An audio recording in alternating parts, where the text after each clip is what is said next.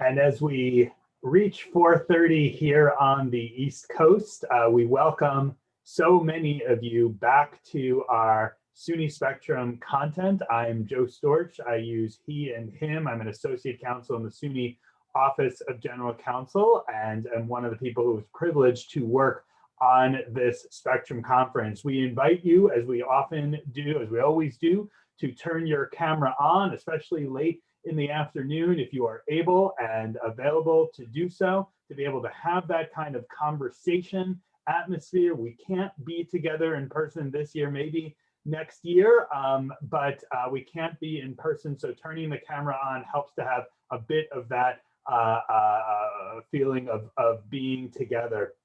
We, of course, continue to have live transcription, and you can turn that on using the CC Live Transcript button at the bottom of Zoom. We thank our professional captioners.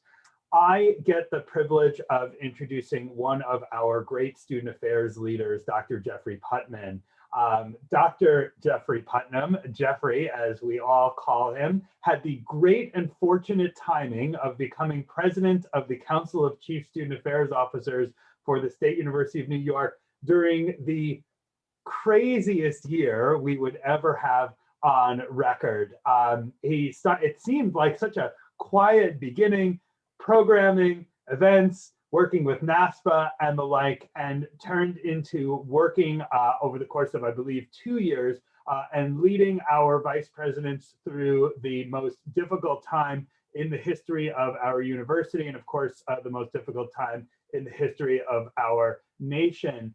He has a deep commitment to the health and safety and success of our students, whether they are medical students at Downstate Medical Center or nursing students or in the other programs, public health, or our undergraduate or graduate students across the 500,000 students in our system. And of course, he works, Vikram and Jeffrey work together at Downstate Medical Center, which was one of the hardest hit institutions at the beginning of COVID. Downstate unfortunately had to go COVID only for a while, and the enormous heroism of the faculty and staff of the professionals there in saving countless lives at the beginning of COVID is something that will not be soon forgotten. And of course, it's an institution with a deep commitment to equity and to access and to equality among our students, including members of the LGBTQIA+ community. So it gives me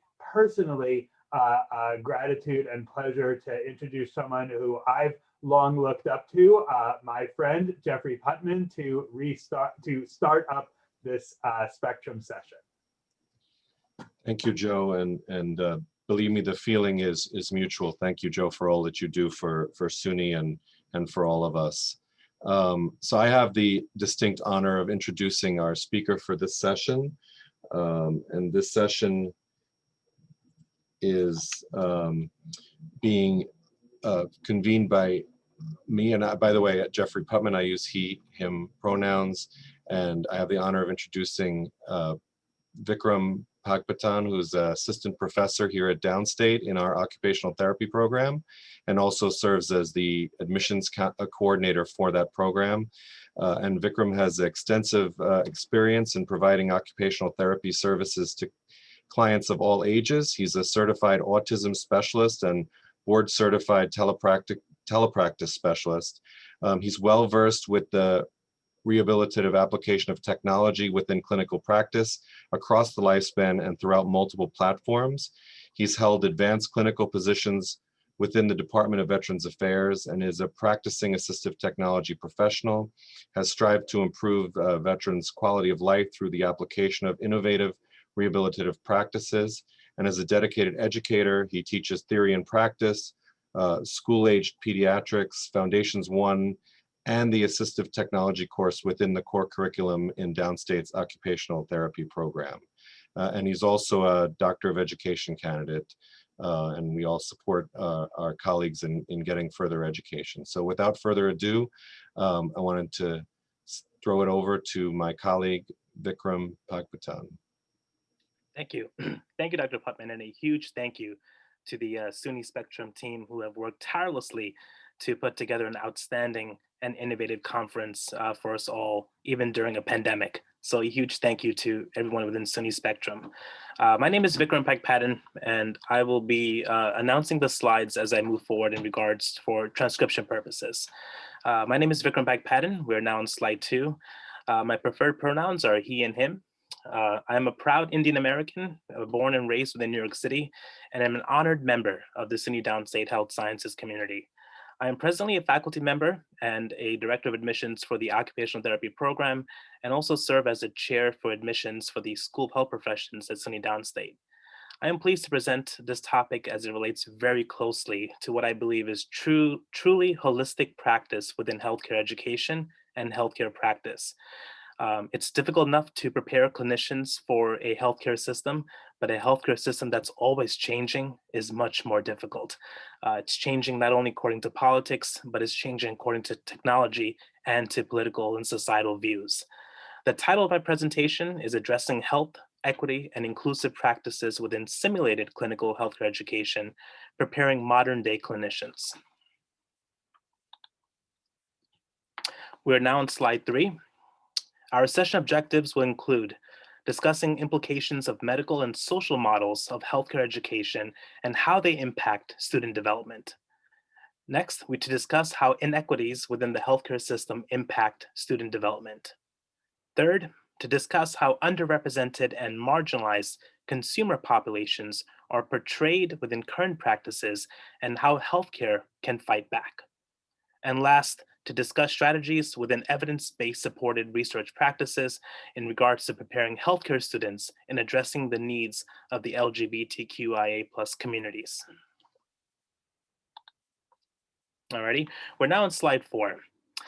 There is an abundance of statistically supported information on marginalization, disenfranchisement, and the structural violence of all forms against the lesbian, gay, bisexual, transgender, queer, or questioning, and other sexual minority identified individuals within all facets of healthcare systems.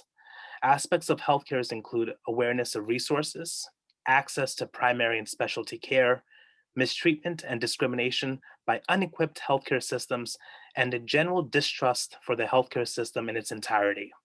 As with any marginalized population, it's important to understand that communication is essential and that communities are often more reluctant to seek out medical care with the premise that they will be judged, mistreated, harmed, and or victimized based upon their identities.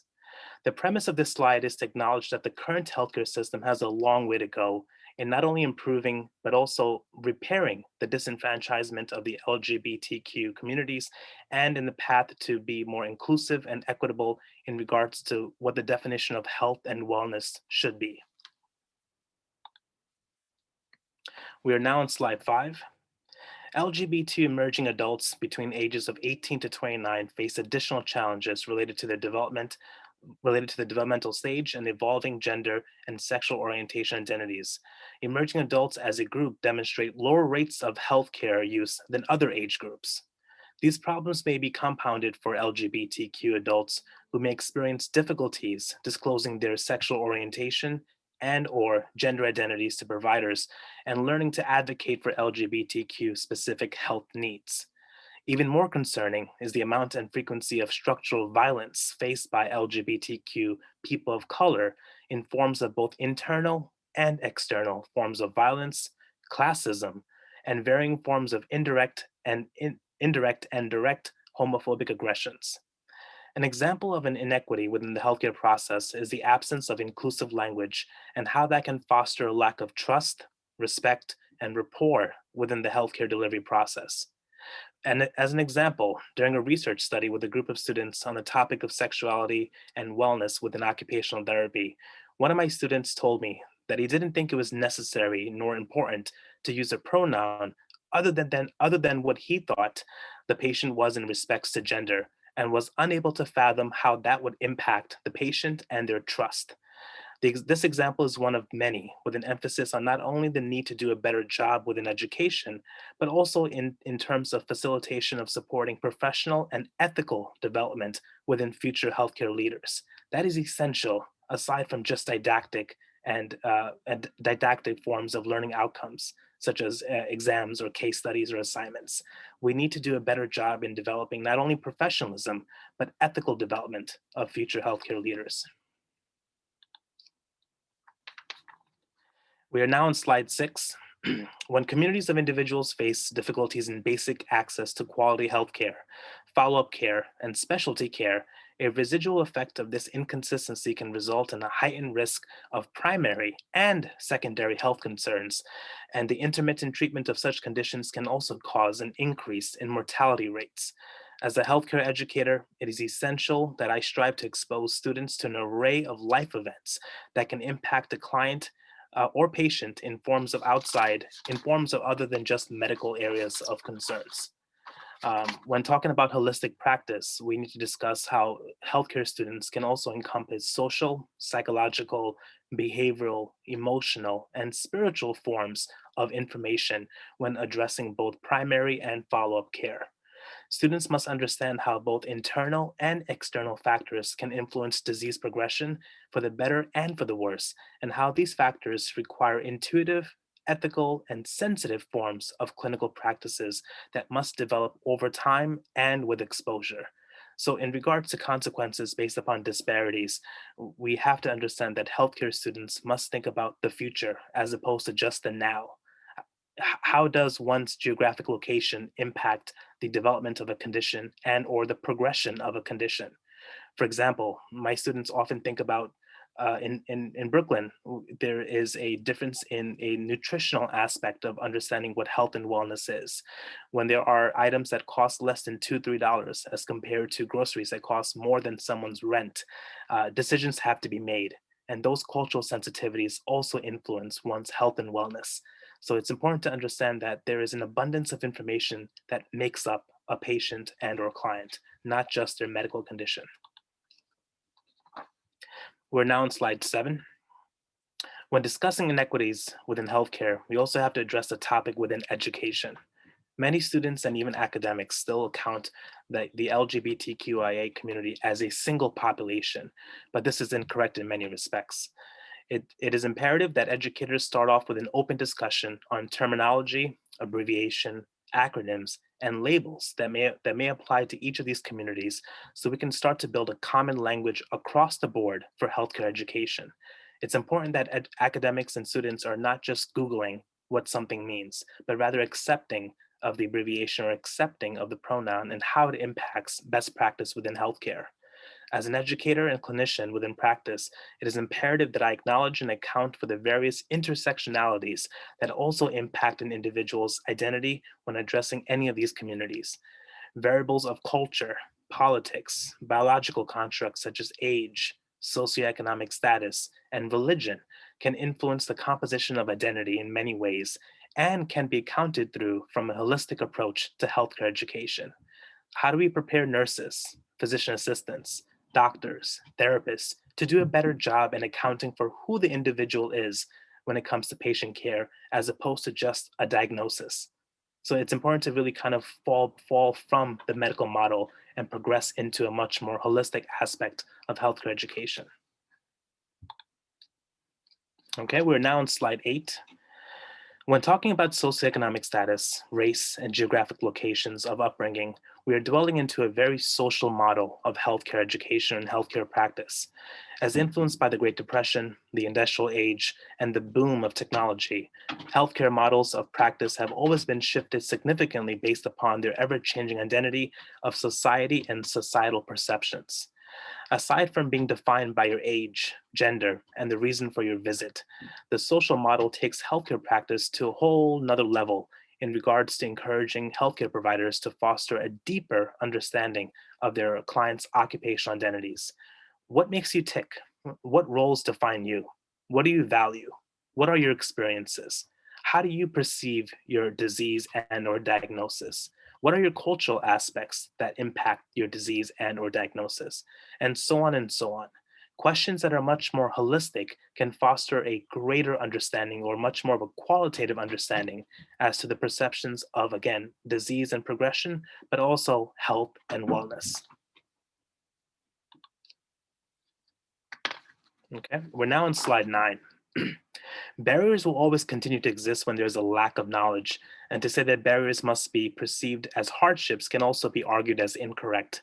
Barriers within healthcare education can include religious affiliations and the lack of understanding of how those beliefs, specifically those religious affiliations, impact professional practice.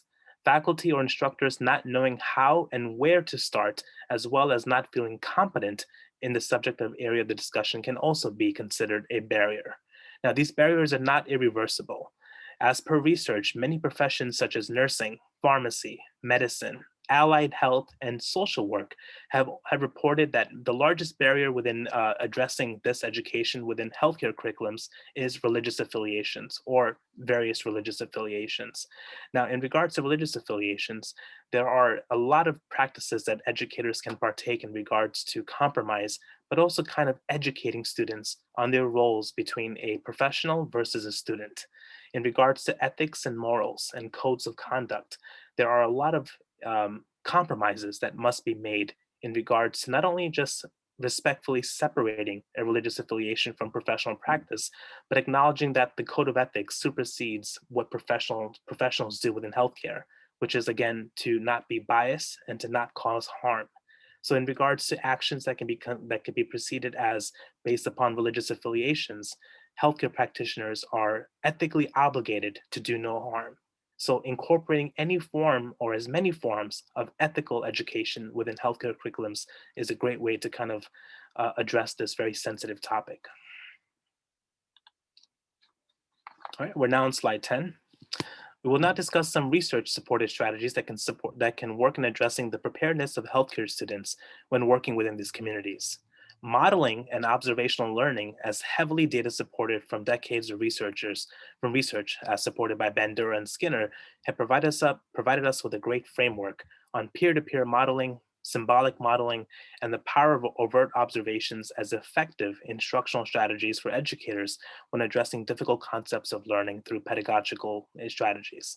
So in regards to learning, in regards to fostering a better awareness when it comes to healthcare education, it's important to understand that you have to create a safe and respectful context in regards to not only discussing certain topics, but also kind of following up on certain topics as well. Use of gender and sexuality neutral pronouns, taking the online context of learning. So for example, taking both synchronous and asynchronous formats of education to a different level in regards to inclusivity is something an educator can do.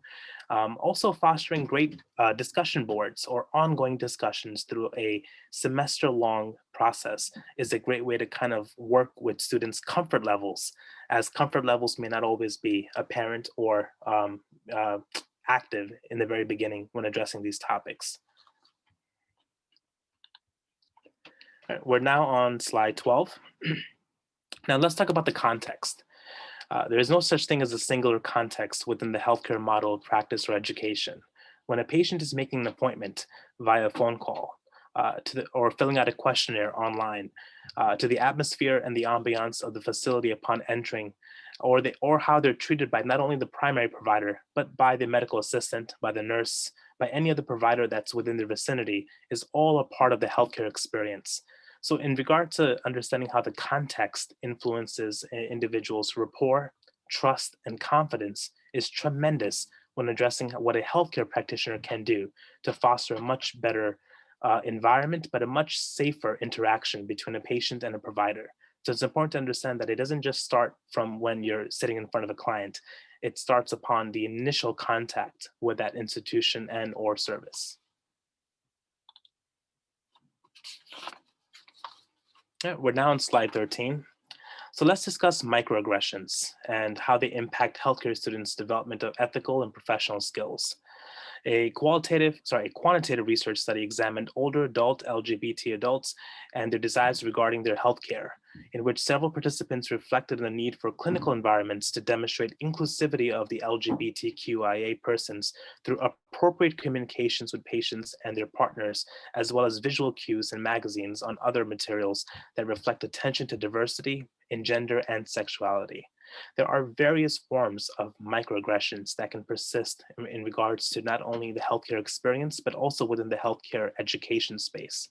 Healthcare spaces often convey a heteronormative microaggression, which communicates to LGBTQ and suggests that intersex and asexual people often face different types of experiences than other individuals. So in regards to understanding the context of healthcare education, it's important for students to understand that the context is not just physical. It also includes virtual, cultural, and also time.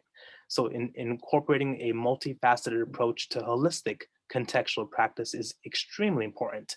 So being mindful of someone's time, being mindful of how technology is utilized in a very sensitive but also respectful manner, and also understanding that context and multiple contexts can be perceived in different ways. So it's not just service delivery, but it's how the patient interacts with that entity of service being rendered.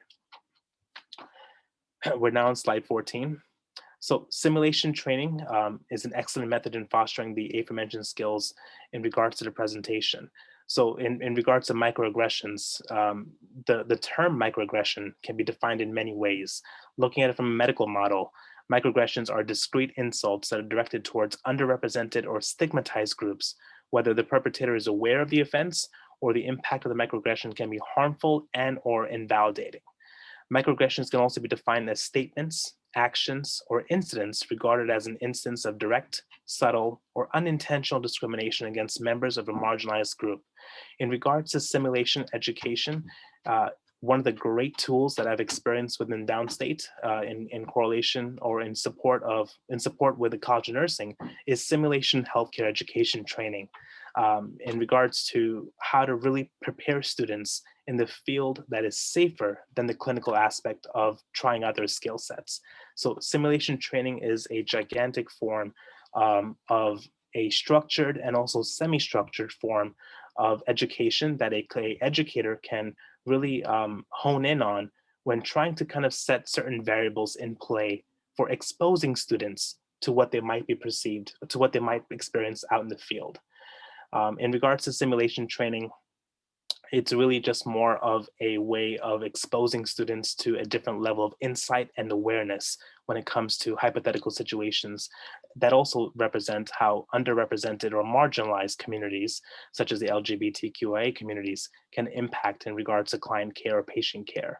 So simulation is a beneficial learning experience that offers real life scenarios, again, simulated or artificial, where students can make mistakes safely and receive constructive feedback.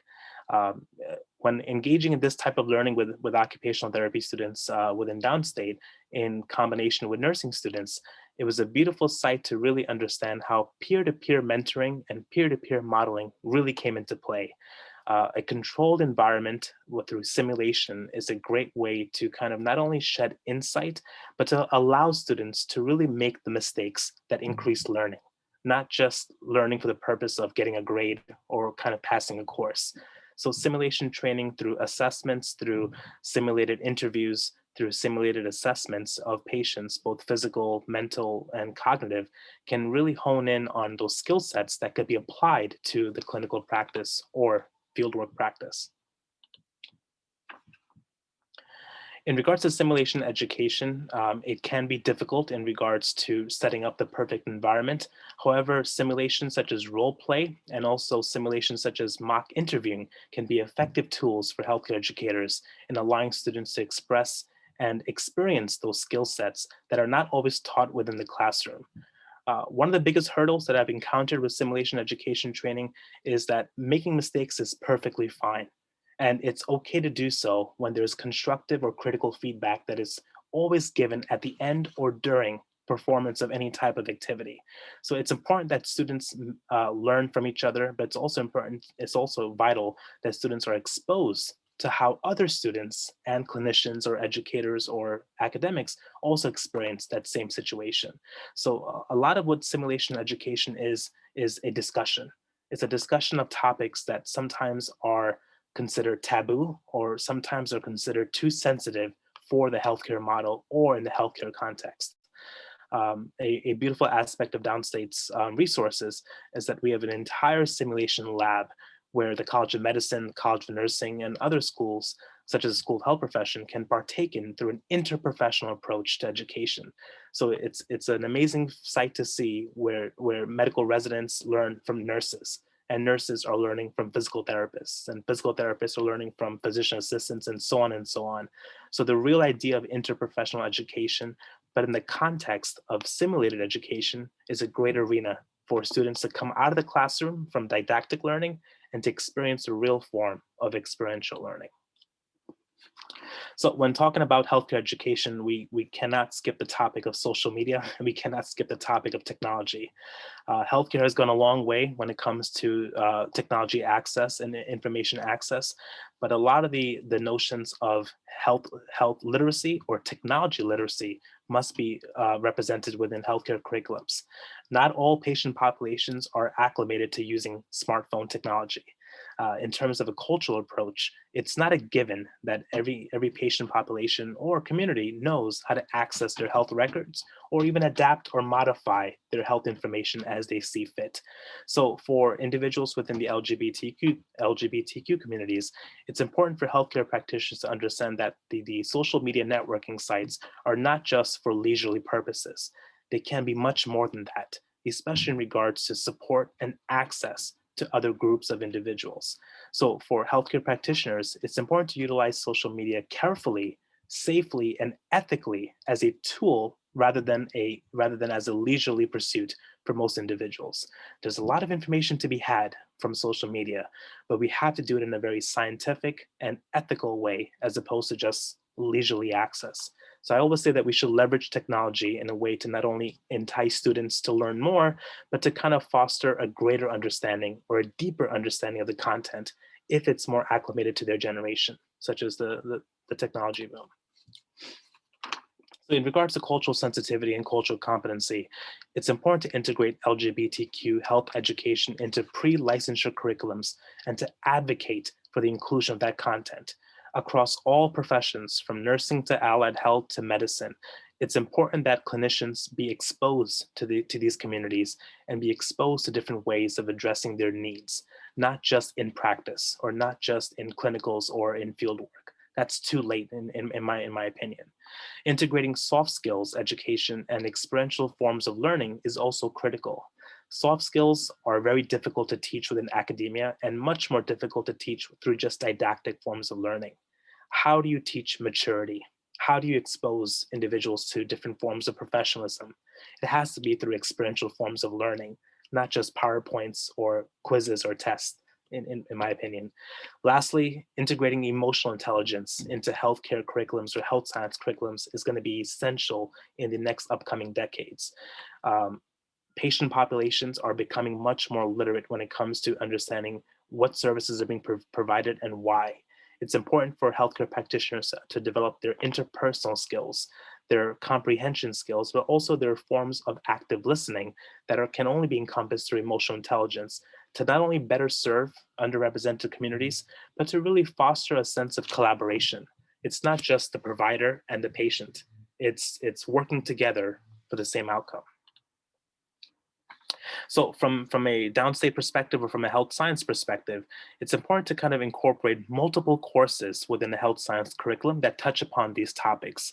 The development of elective courses is a great idea that fosters a little bit more autonomy and independence from a student perspective.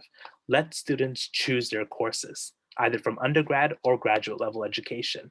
They should be independent in choosing their courses and also kind of fostering a greater awareness at their own pace as opposed to just established courses. Development of skill-based laboratory courses. Every didactic course that touches upon these subjects or topics should have some type of, well, let's try it out component or a skill-based component to everything that they learn in class. Enhancement of didactic courses, inclusion of interprofessional courses, and supporting safe and inclusive forms of discussions is also critical within healthcare education. It's important to learn from each other, but through health sciences, it's critical to learn from an interprofessional approach. Every core discipline within the School of Health Professions at Downstate has some type of course that is mixed in with other health professions, whether nursing, public health, medicine, and so forth. The idea is not to increase rigor, but rather to increase perspective or to kind of expand on understanding of attitudes and perceptions from varying fields of health sciences. The notion here is to create a more well-rounded healthcare leader. All right, so in summary, let's rethink health science curriculums. Let's advocate on campus, at the state level, and at the legislative level. Let's demonstrate behaviors that we would like our students to model. It starts with us, from faculty and professional staff and admin staff, and it stretches down to students. What we model is what they'll imitate, and what we model will set the bar in terms of excellence. And lastly, let's hold ourselves accountable for not doing enough. We can always do more. But let's just not get lazy and just say, you know what, we're done. There's always more to be done as healthcare changes, as practices changes, and as the needs change. So we have to prepare our leaders or our students to become much more stakeholders within the community as opposed to just passive providers. Lastly, there's a QR code that's linked to an open Google Doc with a lot of references and links. If you can just take out your smart device, use your camera and just scan the QR code, you'll be directed towards an online reference list. Thank you so much, everyone. Thank you for your time. I know it's really hot today. I do appreciate your time and consideration for this presentation.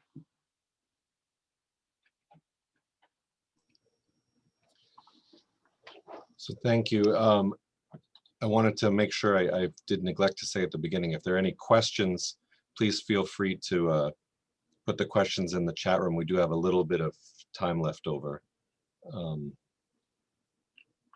You can also feel free to send me the question directly if you wish, and we'll anonymize it, or to Joe Storch or Elizabeth Brady.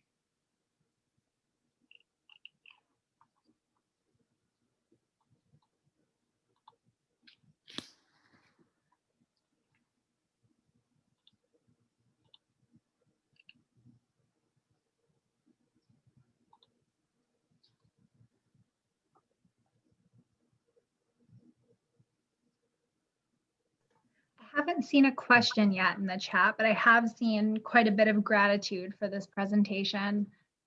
Really important topic, and something we've talked about quite a bit during the conference, the need to sort of think in a way that's interdisciplinary and not just within our sort of silo. So while I don't work in healthcare, there's still conversations that I can have, and I can take these resources that you've shared and sort of lessons learned to be able to collaborate with partners. And I think that, that's why I was really excited about this session for sure. And it seems as though most folks in the chat are really appreciative of that as well.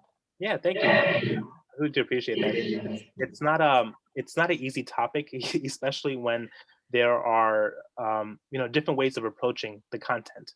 So when it comes to healthcare, it's an open playing field, right? When you have a provider in front of you, a doctor, a nurse, a therapist, and you don't quite know how their actions are going to impact the patient's trust and confidence. So it's a make it or break it situation. And I really do appreciate the time you guys have in regards to reading my presentation, but it's important to know that it's a learning process for all, more or less. So we do have a couple of questions that were put in. The first one asked, are you published? Because they would love to read your work. In the process of, I'm going through a couple of revisions, as some of you have known. Boy, can they be tedious. Soon, hopefully. Thank you. I do appreciate that. I lost my hair from this process in regards to, so as you can tell, I had a long locks, beautiful locks of hair, but I don't anymore. But yeah, no, thank you. The publications are in progress. It just takes a while for the revisions to get done. Yeah. How do you handle students who have belief systems that may cause conflict when treating LGBTQ populations? Very personally and very empathetically. I don't discount anyone's beliefs or perceptions, but I try to kind of revert back to, well, what is their professional identity? How do your own personal beliefs impact the way that you provide services? It's one thing that we can have a conversation, personally, but it's another way that I provide services, or a healthcare practitioner should kind of account for in regard to what their beliefs influence, right? So the conversations are done very, very sensitively, but also very privately, to not really allow for, miscommunication, but also to foster trust. Those are really hard topics of discussion, but I don't have them in class. I have them in small groups after class or in a safe space. One other question that came in, how can we help a survivor of sexual assault that is part of the LGBTQI plus community? Sure. From a rehab perspective, the first thing would be to acknowledge that it happened, to account that it happened, and to kind of not just be passive about it. So from a sensitive approach in the beginning would to be, to employ active listening, to not just kind of breeze over it as a topic that doesn't matter to your scope of care. So from a therapist to a nurse to a doctor, it matters. That experience shapes not only their perceptions, but also their health and wellness.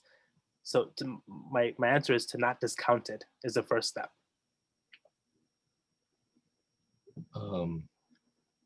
That's all the questions that I got. I don't know if you, Elizabeth or Joe, if you got any other questions. It doesn't look as though I did. I'm just confirming, make sure I don't miss anyone. Folks are appreciative. A lot of people said they love the QR code, which I do too. That's you taught me at least that a lot more. I can't fit all of them in one page, so it would just look horrible if I just squeezed them into a. It'd be like size font 7 didn't do it. I tried. So yeah, the QR code it's free, guys. If you just Google QR code, there are multiple generators. Just don't give them your credit card information. just do the free account. That's what I do. Yeah.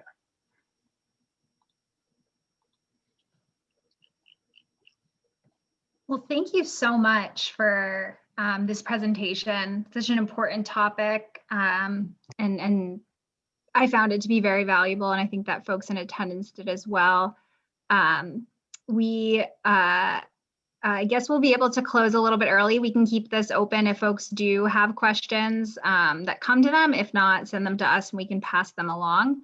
And otherwise, we will reconvene at 12 noon tomorrow. And thank you so much, everyone. Have a great night. Thank you, everyone. Thanks, everyone.